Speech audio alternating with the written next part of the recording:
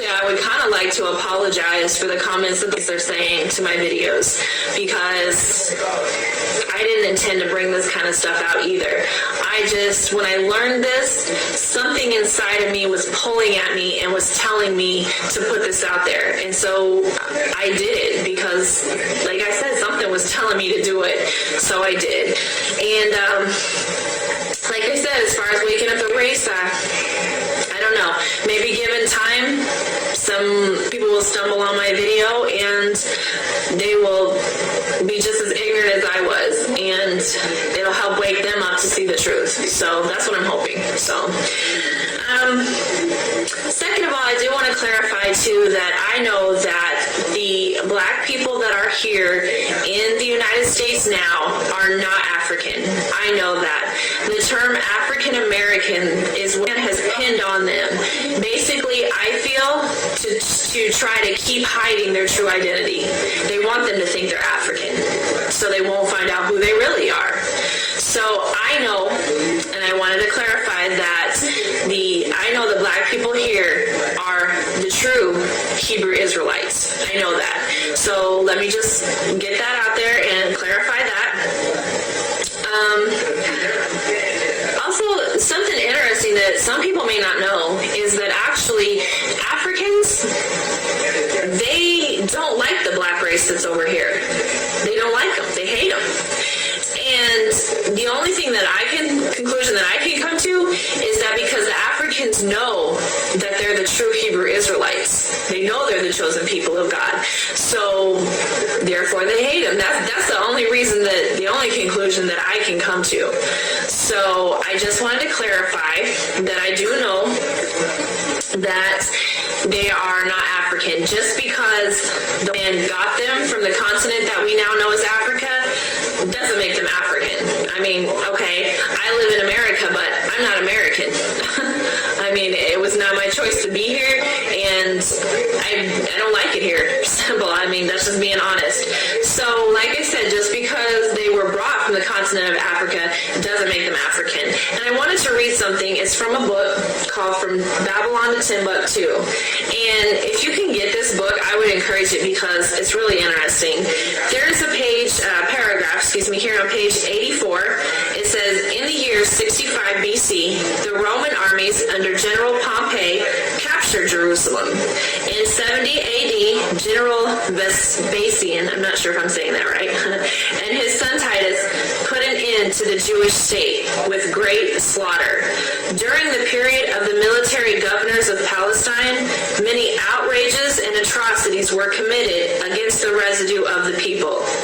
During the period from Pompey to Julius, it has been estimated that over 1 million Jews fled into Africa, fleeing from Roman persecution and slavery.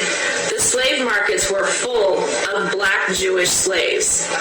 So that shows you right there exactly how the Hebrew Israelites got into Africa. And it just reiterates my point about them not being African just because that's where they were at. And also one other thing is, it's not coming from the Bible, it's coming from the Bible dictionary.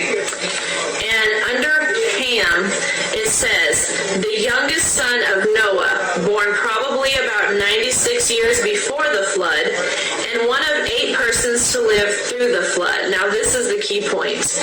He became the progenitor of the dark races, not but the Egyptians, Ethiopians, Libyans, and Canaanites. So anybody who wants to try to say that the black race, they come from Ham, that's not true. That is not true. He was a progenitor of all the other dark races, just not the Hebrew Israelites. Also, I want to clarify, too, that I know Christ is black. I know it. I tried to bring it out in my video. I don't know if I didn't do a good enough job, but I do know that. And I don't think he's a man with a gun. I don't think he's Arab, and I know for sure that he's not blonde hair and blue eyes. So I also wanted to let everybody know I know Christ is black.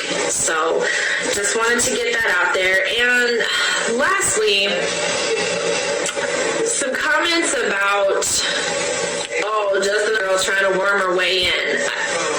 That's not my intention either. I'm not trying to come in at the last minute and say, oh, let me grab onto the coattails of the Israelites and maybe I can get in too. It's not going to work that way. What the Most High has prophesied will come to pass. And he has prophesied that I will be a maidservant in the next life. So the Bible says he's never changing. So no matter what I come in and say or do at the last minute, it's not going to change that. He's prophesied I will be a maidservant. That is what I will be. And honestly, I don't care. That is fine. Whatever the Most High sees fit for me is fine with me, as long as the Israelites get their justice. Because, like I said in my last video, if this had happened again, people, then they would want justice. You know, it's only fair. People made them slaves in this life, so the next life, they should get their justice. And so, like I said, what the Most High has in store for me is fine. It's fine, trust me. As long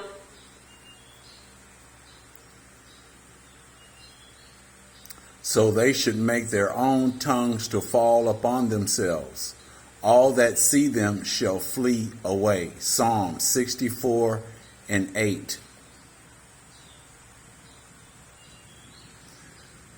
The book of Job. Okay, this is Job 15:5 and 6.